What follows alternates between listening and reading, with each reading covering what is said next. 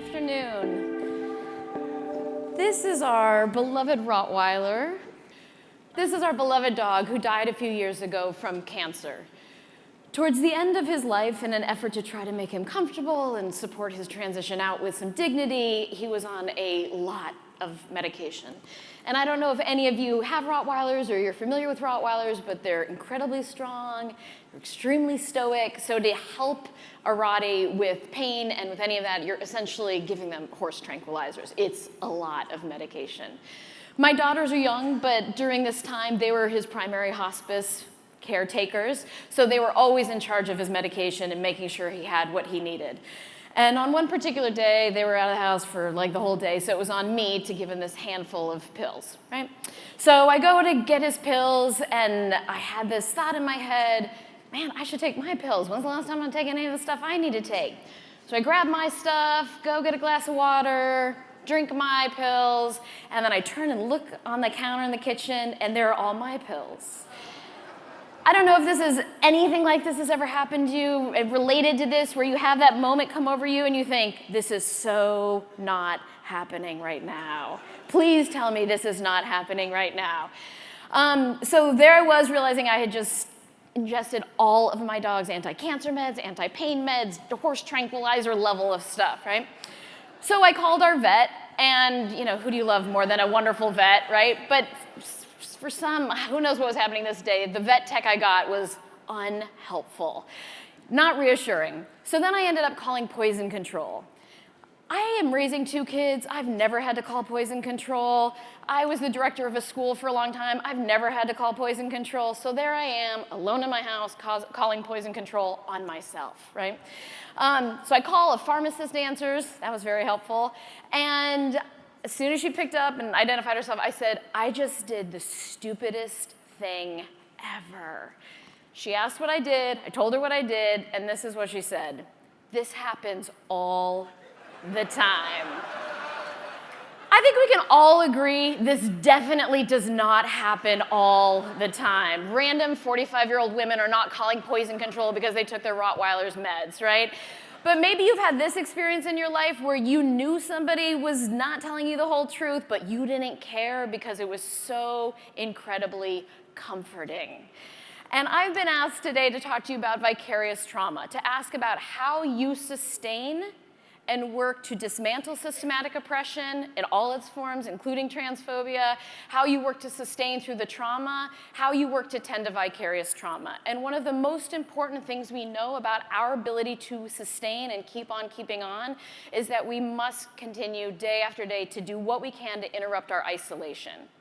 So for us to be able to remember that whatever we have going on, this does happen all the time. And that isolation is one of the most damaging things with oppression, with trauma, with sustained suffering.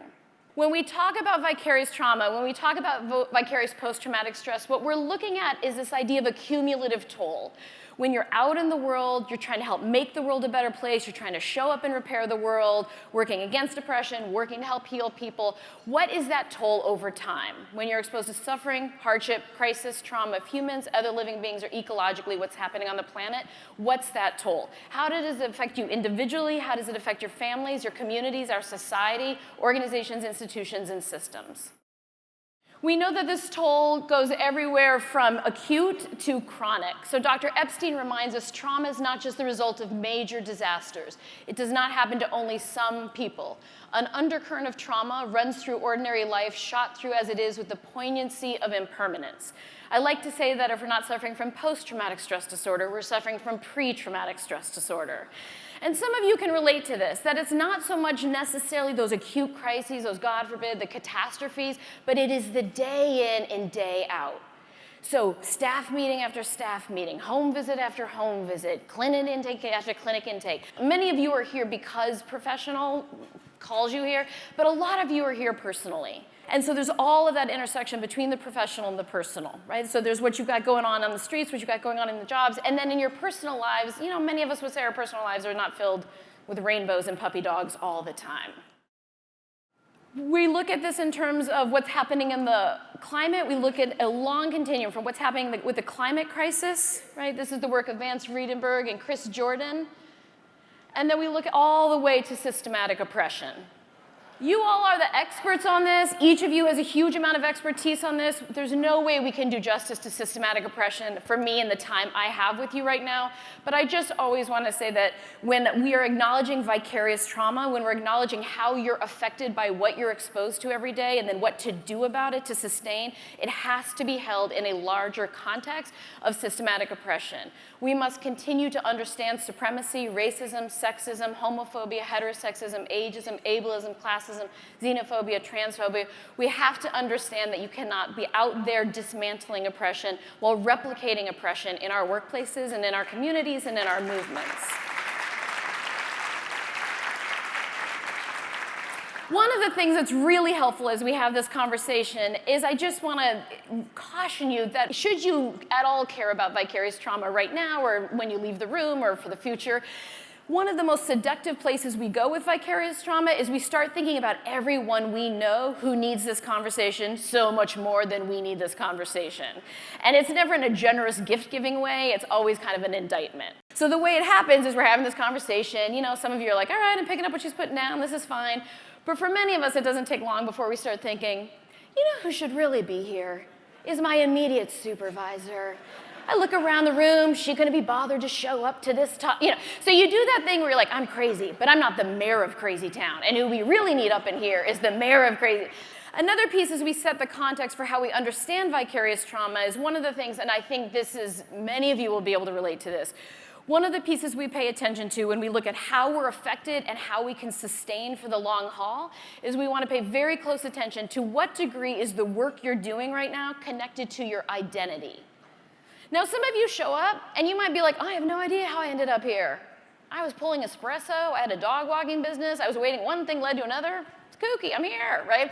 Others of you have that kind of jaw-clenching bone marrow, you know, you're like, I'm third-generation activist. Like, you can't talk about what you do without feeling a cellular, you know, coursing through you, right?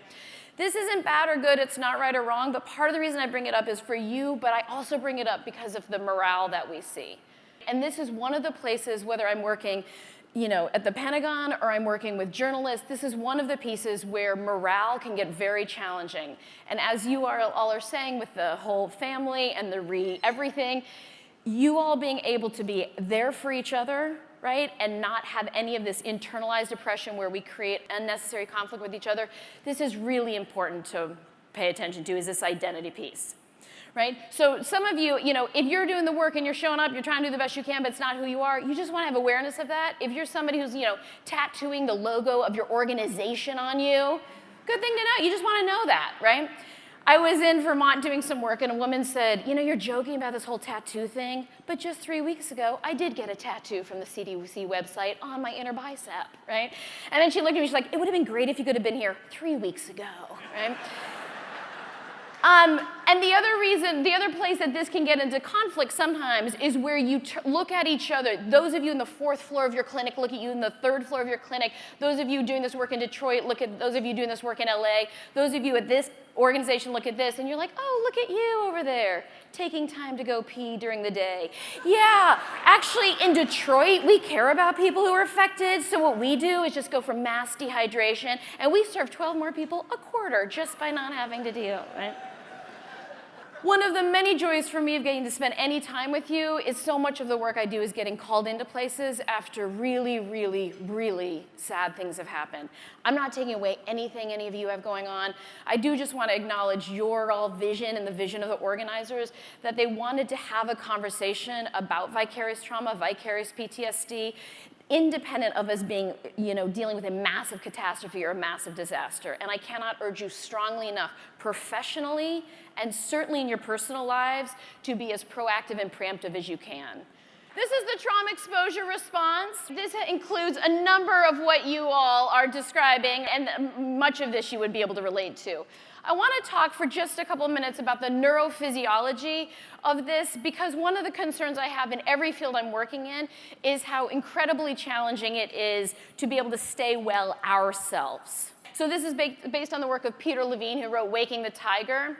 One of the things we remind ourselves, one of the things they wanted to look at is why are animals in the wild, they're almost never traumatized, humans frequently traumatized.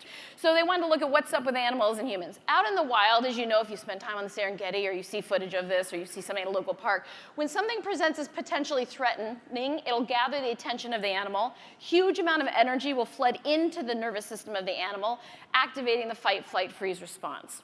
The animal instinctually then will flee to try to save its life, fight to try to save its life, or go into this immobility response. Okay. If you've ever seen this happen, what's noteworthy in terms of if the animal's not killed or severely injured, but it's just fought to save its life or fled to save its life or shut down to save its life, what's the animal doing 0.0001 second later? Yeah, right. So usually mating, grazing, napping. Okay. I don't know any of you personally, you all might be faring fantastically. But frequently for humans, what happens with us, when something rises to a level where we feel overwhelmed, which let's remind ourselves, many of you are not feeling overwhelmed once every 9 months. Many of you might feel this wave of overwhelm crash over you once every 9 minutes. So when it reaches that threshold for us, we too have this wave kick into us, and we have the fight, flight, freeze response too, where we have an instinct to flee, an instinct to fight, an instinct to shut down. Many of us are not coming out of that wave with this orientation of, who shall I have sex with and what snack shall accompany my sex? And how soon after can I take a nap, right? So one of the things that we want to pay attention to and that I really want to offer to you as you're continuing to do the work you're doing, you're continuing to live your lives, be in your relationships, raise your kids, be out there as community members, is what we look at with trauma and what we look at with vicarious trauma is what conditions can you put in place individually and collectively so you can readily metabolize what you are bearing witness to. Our nervous system does not do well becoming saturated. We do not ever want to get to a place of being saturated. We don't stay saturated long as humans. What happens is we start hemorrhaging out. So what I want to ask of you is that you will, anytime you have any curiosity around this, really be able to kind of muse and be intentional about have you put any conditions in place where you can metabolize what you're bearing witness to, and that you contribute to an organizational, institutional, systemic, and movement-wide culture where we honor metabolizing, where while we're bearing witness, while we're interrupting isolation, that we understand the role that being able to metabolize the bearing of witness of all of this suffering has. And so that you don't participate in any martyrdom. You don't get in that place of, when you see a colleague walking down the hall instead of sprinting down the hall, you're not like, what do you have, mono? If somebody looks like they shower regularly, you're not like, you don't have a caseload? What's up with you, right? We do all this stuff in our work that kind of communicates that if you're not wrecked all the time or haggard or downtrodden, you're not committed enough, you don't care enough. So we pay attention to this and how this threat comes in, how it reaches a threshold for us, and where those potential places of overwhelm are. I just want to offer you a few other things to pay attention to, right? One of the things that can be really, really hard as we do this work is, and what I would never want for you is that you get to a place of minimizing. So you start minimizing how you're struggling, and you start minimizing others, and we do this in every single movement I've ever been involved with. We get into this whole, where suffering becomes kind of a competition. And we get into this, we're not being creative necessarily, not being collaborative, but we get into this kind of who has it worse. You do this minimizing with yourself, right? You have a headache, but it's not 6-stage, whatever. And then you do it, if you still have been able to maintain some loved one relationships, you do it with your loved one. So this is where somebody comes home, they're like, I had a bad day, and you're like, oh, did you? Were you sex trafficked? No, you were not. I think you had a great day, right? Another piece we pay attention to is if you start seeing yourself being really hypervigilant. So you watch that with yourself, and you watch the way we're hypervigilant together. The other piece that we want to be aware of is where, again, you start becoming really isolated, right? So you start screening your calls, you don't go out anymore, you don't hang out anymore. The best kind of house guests are the ones who cancel on you, right? We pay attention to decision fatigue. I can only imagine how much this plays into some of your days. So this is the work of these gentlemen. It says the best decision makers are the ones who know when not to trust themselves. So you really understand how making decision after decision all day long And this has a huge amount to do with supremacy, systematic oppression, and then everything you have to do on your job and in your lives. But when you get so exhausted of making those decisions, then one thing that happens, you either get really impulsive, so you're like, fuck it, I'm gonna send the email, what's the worst thing that could happen, right? Or you become paralyzed and you start resisting change. And many of us see that in a lot of our workplaces. If you're new to a workplace, you have a volunteer, they're like, I have an idea, how about we do intake differently? And you're like, don't be so young and idealistic. We don't do intake differently. We will never do intake differently. Another piece we pay very close attention to with vicarious trauma is where, should you ever get off of that path of feeling grateful for the opportunity to be of service in the way we all have chosen to be of service, then the path that waits for us is where we start feeling persecuted, done wrong, and that somebody owes us something. That is different than having a critical analysis, that is different than resisting, that is different than protesting. But this is where we lose sight of the fact that we get to make a choice every single day about how we show up and work towards liberation. I wanted to bring this up because another piece that I think sometimes we get confused on, I mean, you all, again, you have huge amounts of expertise in your humor and how you use your humor in this field and in our movements, right? One of the things I want to remind us is that we want to always be accountable for our anger. We want to use it constructively. We want to understand all the ways that anger can morph if we're not being upfront about it. A big way it seeps in is with cynical humor or just cynicism.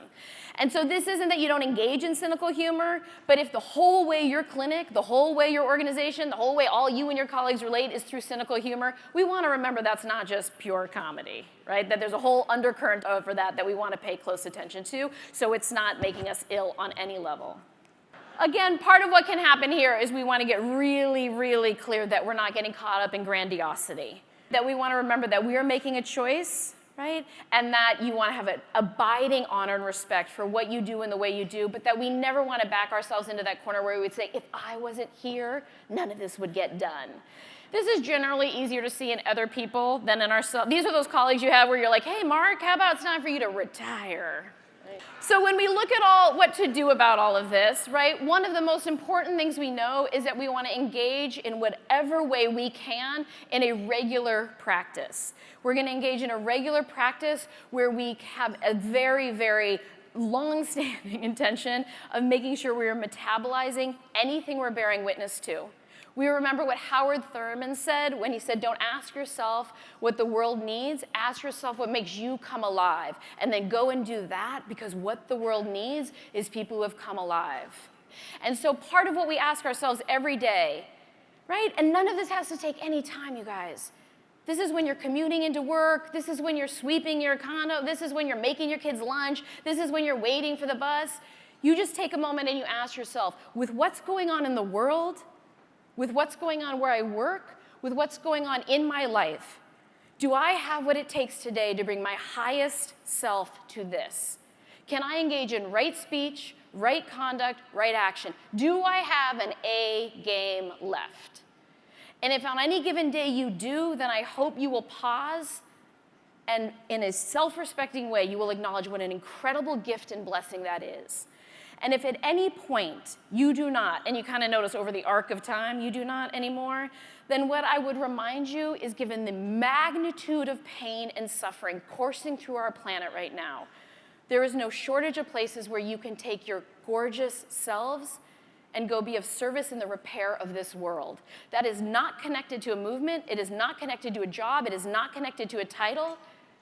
It is you having the courage and the wherewithal to show up, to be present. At the very least, we refrain from causing any harm, and possibly through your exquisite quality of presence, you can work to dismantle systematic oppression, which is causing so much of what you're tending to here, and you can work day after day towards liberation. Thank you so much.